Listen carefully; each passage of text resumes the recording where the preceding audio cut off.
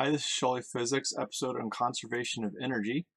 We're going to look at how the work kinetic energy theorem works in several different systems and produce this expression called the law of conservation of energy that's very useful in many different applications. One of my favorite applications of law of conservation of energy is roller coasters, and this is one of my favorites from Busch Gardens in Williamsburg, Virginia. It's called the Griffin. Now, all roller coasters start out with doing some kind of work to the system of the riders in the roller coaster. Usually it's like this with a chain and a motor. Sometimes there are these linear induction launchers that just send the coaster flying. In this case, we're just lifting up the riders to the very top. There's work being done against the weight of the riders, and that's the work done by the chain and the motor. That puts energy into the system. But you'll notice at the very top, they're not moving very fast. This work isn't done to change the kinetic energy of the riders, but it does change the potential energy of the riders. So they have the greatest amount of potential energy at the top of that ride because of the work done by the chain and the motor against their weight. Now, the unique part about this ride is that the riders are held at rest just before plummeting at a 90-degree angle down that first slope. And that's why the first drop is always the best, because it has to be the highest due to those non-conservative forces throughout the ride. When it goes, that potential energy converts directly to kinetic energy, and you got the fastest point on the ride. This one swishes and swirls, goes through water, takes another 90-degree dip. I love this ride. So let's look at it in terms of work, the work done. Work is a change in kinetic energy, and this is where we pick it up. The work done by the ride was the motor lifting up the weight of the riders, but in particular, we're going to look at the very top of the ride. They're moving rather slowly and held at rest right at the top. That's why I like this one, because we don't have any initial velocity. We're starting out with an initial v of 0. And the work done is by gravity from the very top of the ride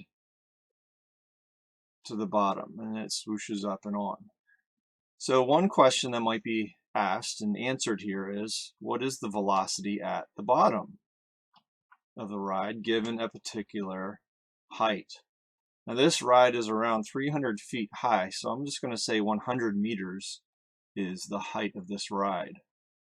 So can we figure out an approximate velocity at the bottom of the ride based on just a height? Is that it? Here's our riders at the top. And at the bottom,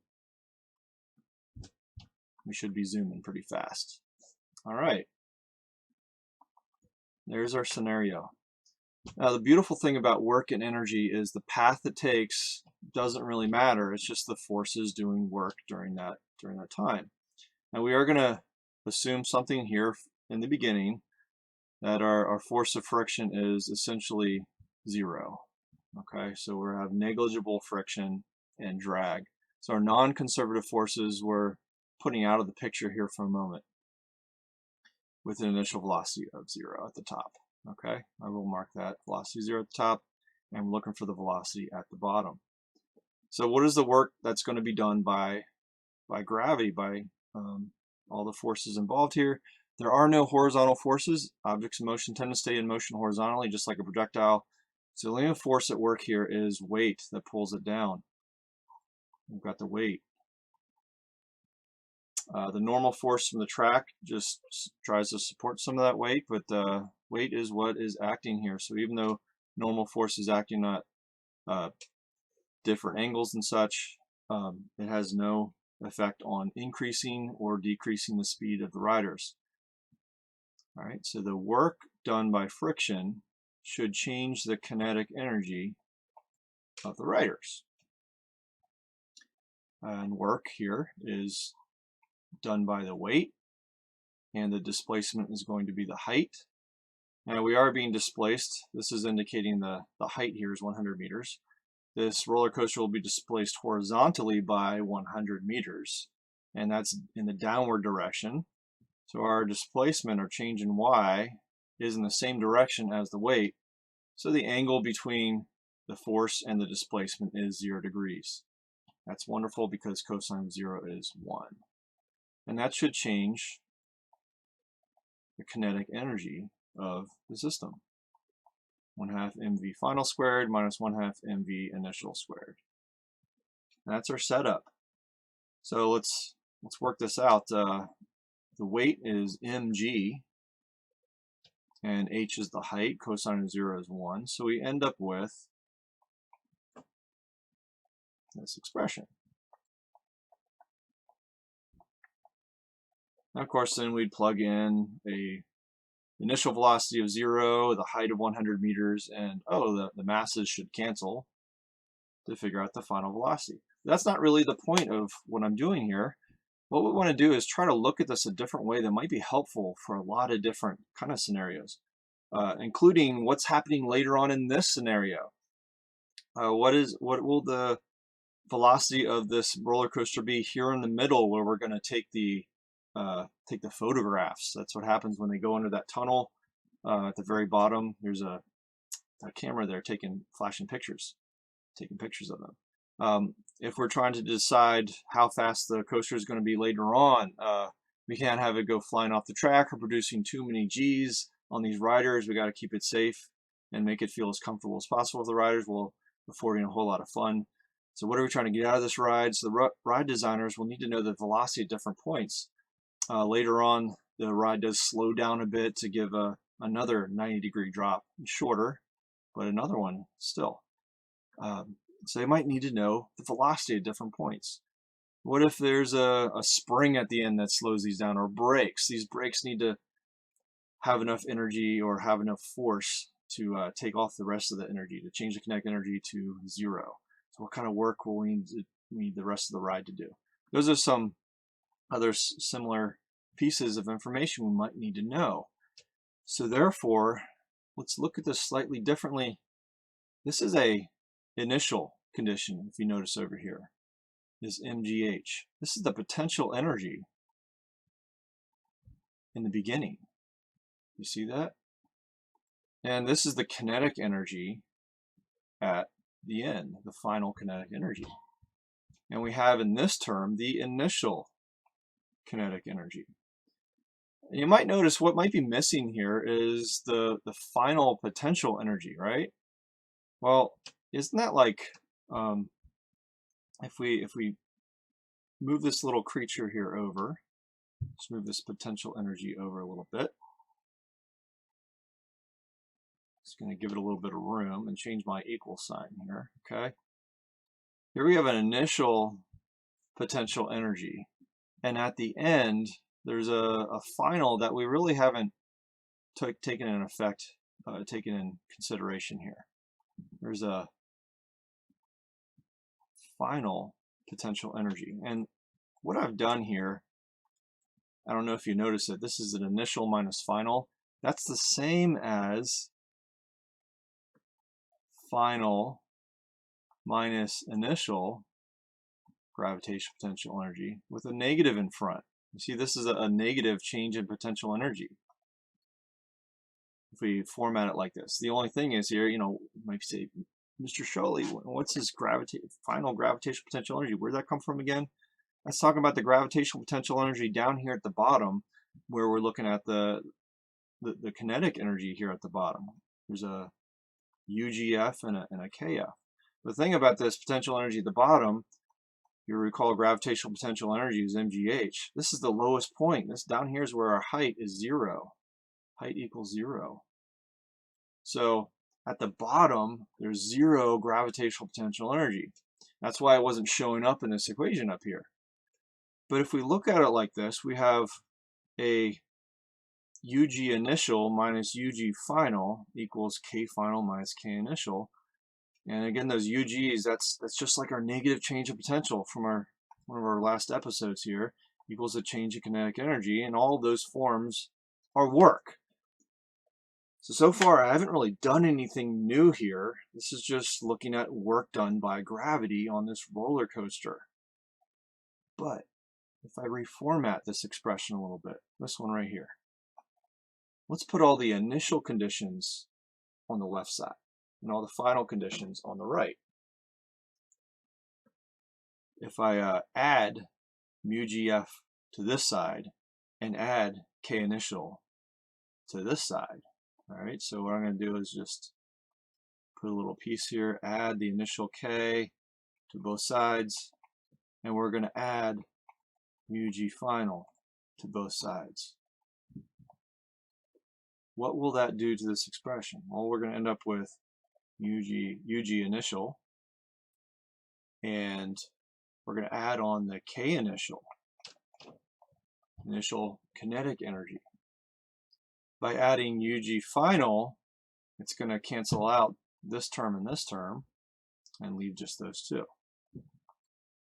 By adding K initial, it cancels out those terms, and what we're left here with is gravitational potential energy that's final in the final position plus the kinetic energy final. What do we have here? This is an initial conditions of energy states equal the final conditions of the energy states. There's initial potential energy at the top and kinetic energy at the top. We could have that here. Okay, in this case it was 0 because that ride is held at rest. But what if it was moving? Most roller coasters do have a motion before they drop the riders. So there is an initial kinetic energy.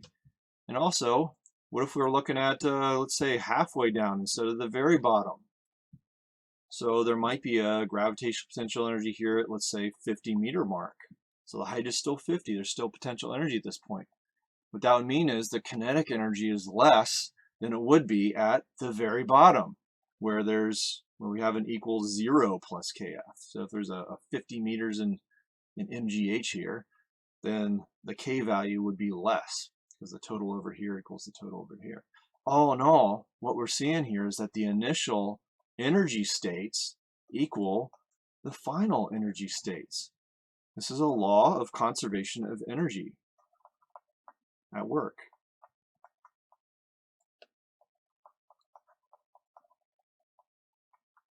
Law of conservation of energy. Energy initial equals energy final. What this means is we could look at any points on this track and compare them energy-wise and come up with the same expression. Working it out with work, it's sometimes a little dicey, especially when you've got other things involved like springs and such, or maybe throw in some friction. But if we analyze this in a slightly different way, same scenario, what's the velocity at the bottom compared to the height at the top?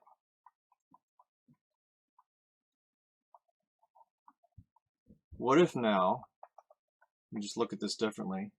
Go, okay, the energy at point A should equal the energy at point B. I'll just write it, energy at A equals energy at B. Now let's think about what kind of energy do we have? Well, energy available, we've got kinetic energy, which depends on velocity. We've got gravitational potential energy, which depends on the position of the height, how high the object is above a lowest point in the system. And we might also consider the elastic potential energy if there's a spring involved. Now here we want to be careful and just know our stuff. This is a lowercase k, that's a spring constant. This is uppercase K, that's kinetic energy. These are the letters used to represent these quantities in physics. So you'll notice that potential energies are position-based. They depend on position of objects and springs and things like that. Whereas kinetic energy is speed-based. It depends on the velocity. All right, so again, back to it. What is the energy at A? What kind of energies do we have at B? At A, it has gravitational potential energy. At B, we've got only kinetic energy. So we could just set up an expression. Gravitational potential energy is at A, and that'll equal the kinetic energy at B. We then substitute step 3 here. We've got first consider that we're dealing with conservation of energy, step 1. Step 2, what kinds of energy are at the 2 points we're comparing here. And now step 3, we're substituting what those energies are in terms of their quantities that make them up. mgh for gravitational potential energy, and half mass times velocity squared for kinetic energy. And now we've got something that's totally workable. Mass is canceled, divide that out on both sides. Got a 9.8 times the height equals half v squared, because that mass canceled. Looks like it doesn't matter what the mass of the riders are. And just working this through, we're going to have 980 equals half of v squared, or v equals square root of 2 times that, square root of 1960. Look at that, 44.2 meters per second. Without even making a roller coaster, I got the speed at the bottom. Now, will the actual velocity be 44.2? Will it be greater or less? And what do I mean here? If we work this in practice, 100-meter roller coaster dropping down to the bottom, of course it would be less, because there are some non-conservative forces, drag and friction, which upend the law of conservation energy a little bit. But how that would work in is we would add in heat. Okay, this heat is internal energy. This is energy given to, kinetic energy given to the air molecules around the coaster. It makes a lot of sound. There's vibrations that go into the track. There's friction with the track. All that can be quantified as heat. But here we have, just to consider, and we don't do this very often in this class, that there's kinetic energy and heat produced at that bottom by the potential energy at the top. Okay, but if there's no friction, no drag, then this heat is essentially zero in this question. All right, Q coming from that letter that the chemists give heat. So there's Q. All right, so I mentioned some other situations we could go here. Like, what if there is an initial velocity at the top? Then that means there's kinetic energy as well. And what if we're looking down here at 30 meters? We're not quite to the bottom yet. Will our speed be 44.2? No, it should be less. So now let's look at part C here, or position C. Starting out, energy at A can equal the energy at C. Energy at C should be equal to energy at B. Well, I did mention that the speed should be less, but what is new here also is that we are starting with a small velocity. So let's see what happens. The energy at A consists of gravitational potential energy and kinetic. So I'm going to substitute gravitational plus kinetic. I'm going to put in the subscript A, just to be very specific about the positions we're talking about. And at C, what kind of energies might be happening here? Well, we might have gravitational potential energy because it's still at a height above the ground, and it's moving. So there should be kinetic energy here as well. So again, we're going to have gravitational plus kinetic, but we're talking about point C. And that's what separates these two. We don't just have U plus K equals U plus K. We've got these different potential energies and kinetic energies at these different spots. So here's where it changes. When we substitute in MGH, does mass change from A to C? No. Does G change? No. But height does. We got the height position at A. And the kinetic energy, we're going to have the velocity at A. And now we think about point C. Gravitational potential energy at C is mgh, but at the height at C, the position at C, plus kinetic energy at C. And that depends on the velocity at point C. All right, this seems like a long piece, but look, it relates exactly to our work equation. All right, when we reordered it for the initial and the final conditions, we got the gravitational potential energy plus kinetic in the initial point up top, and the final potential and kinetic energy at any point down below it. All right, so this is a very general case. I like this a whole lot better because all we're thinking about is motion and position. That's all kinetic and potential energies depend on, and thinking about the energy states at each point, at the top and at the bottom. Now we plug in our values. We don't know mass. G is 9.8. The height of A is, position at A is 100 meters high. We're going to add to that 1/2 m times 5 squared. This roller coaster is moving at the top. There's an initial kinetic energy. And then we got an m times 9.8. At C, the height is 30 meters. So we're going to figure out the velocity when it's still 30 meters above that lowest point.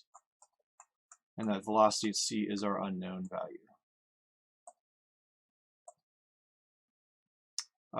Beautiful thing here is, oh, can't forget that mass, 1/2 mv squared.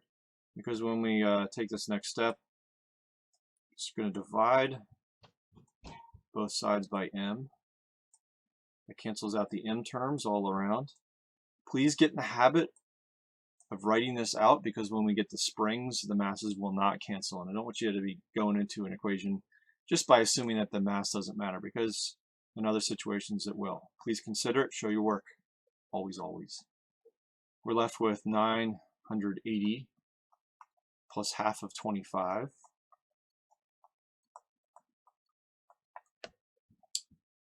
Equals almost 300. This would be a 294 plus half of our unknown C. Right, so 980 plus 12.5 is 992.5.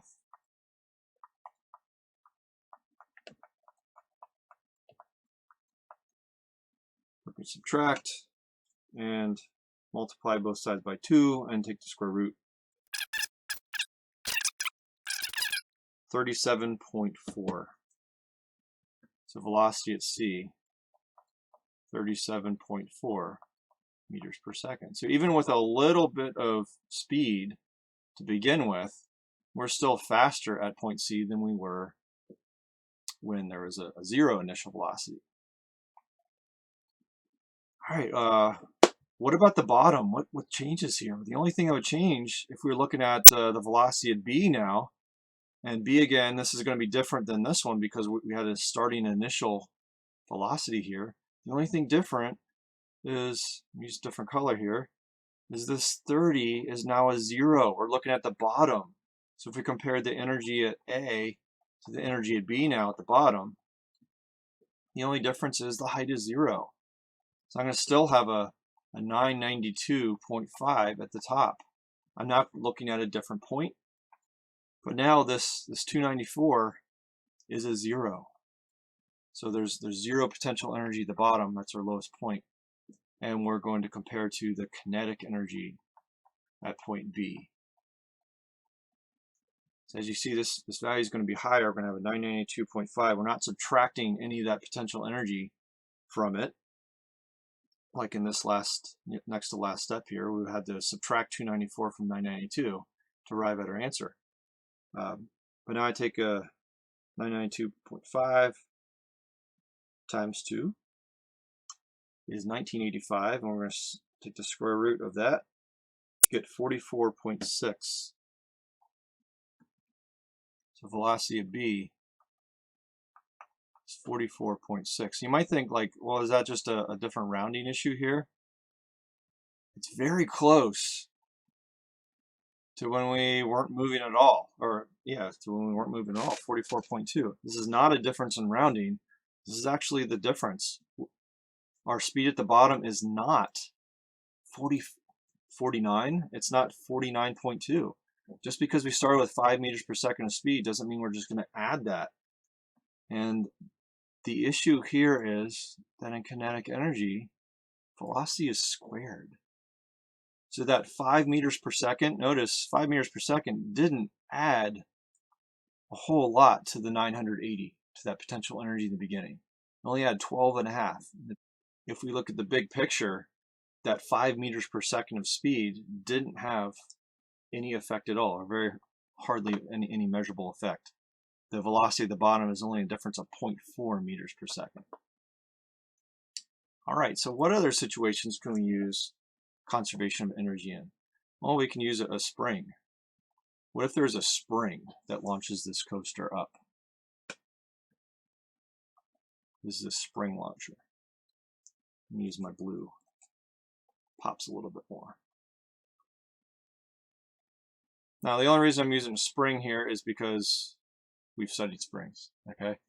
But on real roller coasters, they're going to use other means to launch a coaster off. Let's say the spring is pulled back from its rest position, a delta x of, we're going to launch over about, let's use 40 feet or 30 feet, we'll say about 10 meters. Got a big giant spring here. And our K value for a spring, let's go about 2,000 newtons per meter for a spring constant, okay? Again, this is a spring constant. We're talking about spring. This is not a kinetic energy. Notice the units. Those are not kinetic energy. Those are not joules units. Okay, in this roller coasters, we're going to launch it off and take it up to some height. So let's do something a little bit backwards here. What is the maximum height we could make a roller coaster so it gets over this hill? And again, we're doing friction is negligible, okay? So what's that maximum height we can obtain here? And we will have to give a mass to these riders. We'll give it about 1,500 kilograms. This might be kind of low for a roller coaster, but this is our roller coaster. 1,500 kilograms is the mass. We're stretching it back 10 meters from its rest position, and spring constant 2,000 newtons per meter. How high will this ride go?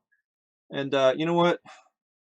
Let's also look for the max velocity. Once it releases those riders into the slope, it's going to be coasting there for a moment before it goes up to its maximum height. So these are our two unknowns. Now we could look at this in terms of work, but we're not. I've got 3 points that we're going to look at.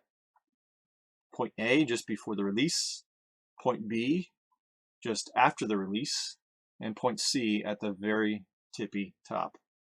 Now at point A, what kind of energy makes it up? Because we're going to compare energy at A to energy at B. And those energies should be equal.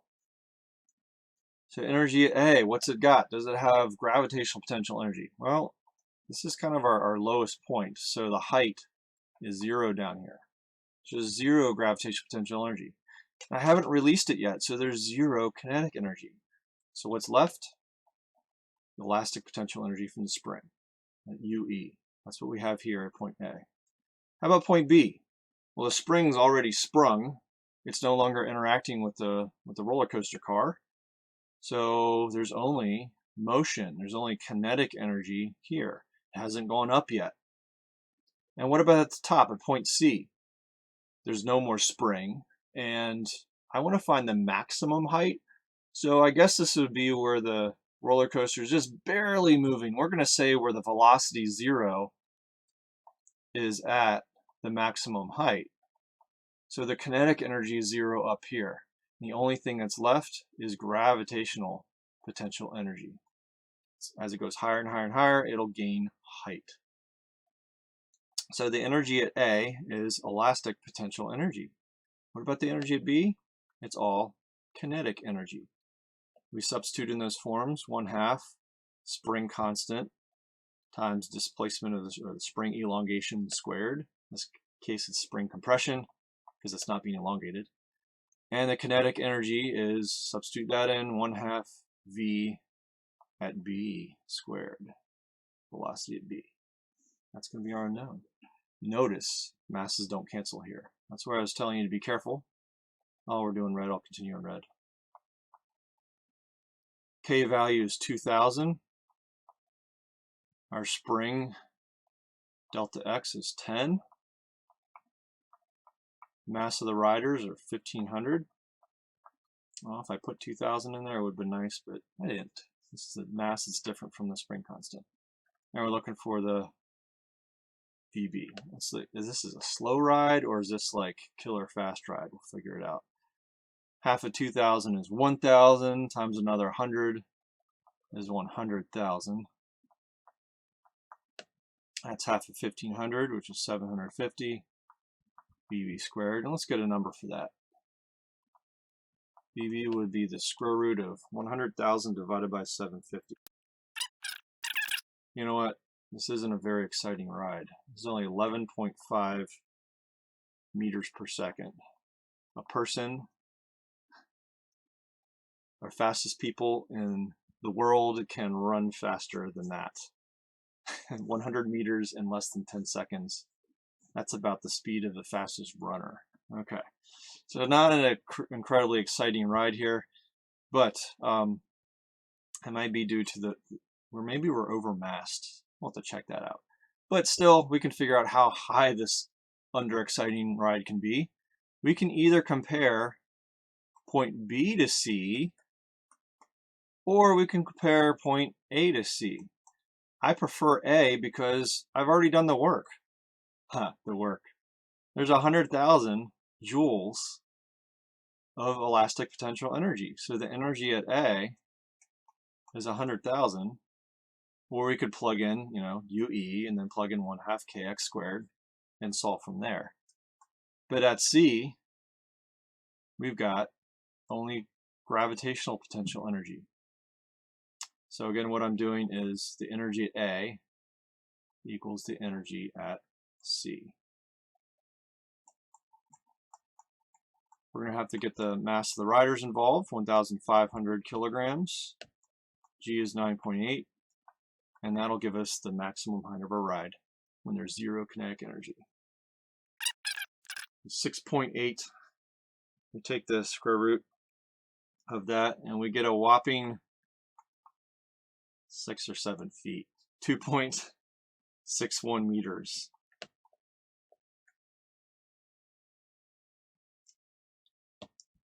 Wow, unexciting ride. Maybe we should rethink the spring concept.